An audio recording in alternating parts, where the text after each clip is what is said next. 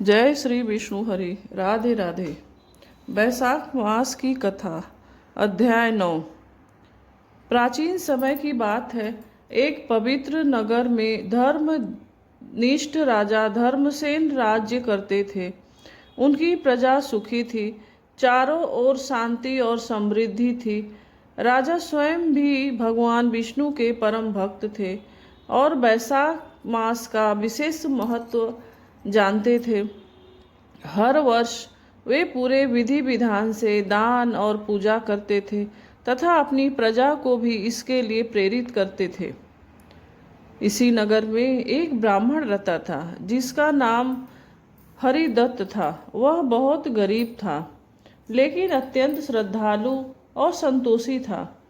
उसकी पत्नी भी धार्मिक स्वभाव की थी। दोनों पति पत्नी रोज भगवान का स्मरण करते और जैसे तैसे अपना जीवन व्यतीत करते थे। उनके पास धन नहीं था लेकिन भक्ति और विश्वास की कोई कमी नहीं थी। एक बार बैसाख मास का आरंभ हुआ। नगर में हर तरफ पूजा पाठ, स्नान और दान की चर्चा होने लगी। लोग प्रातःकाल नदी में स्नान करके भगवान विष्णु की पूजा करते और गरीबों को दान देते थे। हरिदत्त भी यह सब करना चाहता था लेकिन उसके पास इतना धन नहीं था कि वह बड़ा दान कर सके। एक दिन उसकी पत्नी ने कहा, स्वामी, हमारे पास धन भले ही नहीं है लेकिन सच्चे मन से की गई भक्ति ही सबसे बड़ा धन है। क्यों न हम भी बैसाख मास में नियम पूर्वक स्नान और पूजा करें। हरिदत्त ने सहमति जताई और अगले ही दिन दोनों पति पत्नी प्रातःकाल उठकर पास ही नदी में स्नान करने लगे। वे घर आकर भगवान विष्णु की पूजा करते, तुलसी पर जल चढ़ाते और जो भी थोड़ा बहुत अन्न होता उसमें से कुछ भाग गरीबों को दे देते। उनकी यह निष्ठा देखकर भगवान विष्णु बहुत प्रसन्न हुए। उन्होंने सोचा कि इस ब्राह्मण की परीक्षा लेनी चाहिए। एक दिन भगवान एक वृद्ध साधु का रूप धारण करके हरिदत्त के घर पहुँचे। साधु ने दरवाजे पर आकर कहा, बेटा, मैं बहुत भूखा हूँ, क्या मुझे कुछ भोजन मिल सकता है?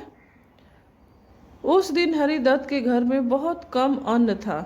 वह भोजन जो उसने और उसकी पत्नी के लिए रखा था वही उनका पूरे दिन का सहारा था।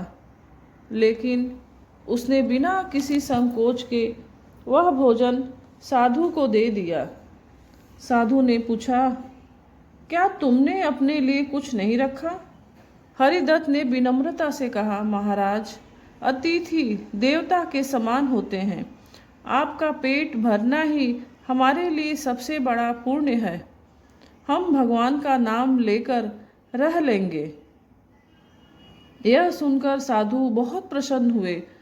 उन्होंने अपना असली रूप प्रकट किया। सामने स्वयं भगवान विष्णु खड़े थे।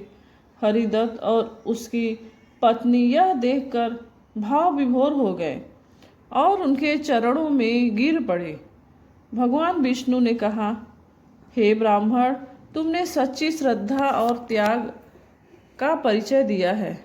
बैसाख मास में जो व्यक्ति सच्चे मन से स्नान, दान और पूजा करता है उसे अवश्य ही पुण्य फल प्राप्त होता है।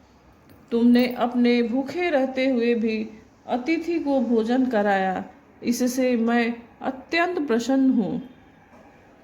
भगवान ने उन्हें आशीर्वाद देते हुए कहा, अब तुम्हारे घर में कभी भी अन्न और धन की कमी नहीं होगी। यह कहकर भगवान अंतर्ध्यान हो गए। उसी क्षण से हरिदत्त के जीवन में बदलाव आ गया। उसके घर में धीरे धीरे समृद्धि आने लगी।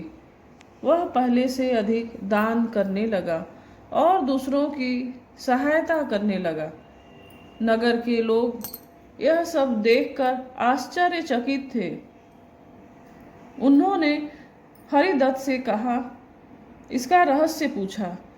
उसने सबको वैशाख मास की महिमा के बारे में बताया और कहा,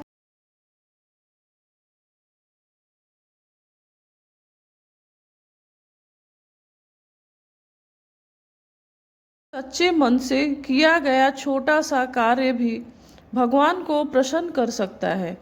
राजा धर्मसेन को जब यह बात पता चली तो उन्होंने पूरे नगर में घोषणा करवाई कि सभी लोग वैशाख मास में स्नान, दान और पूजा अवश्य करें।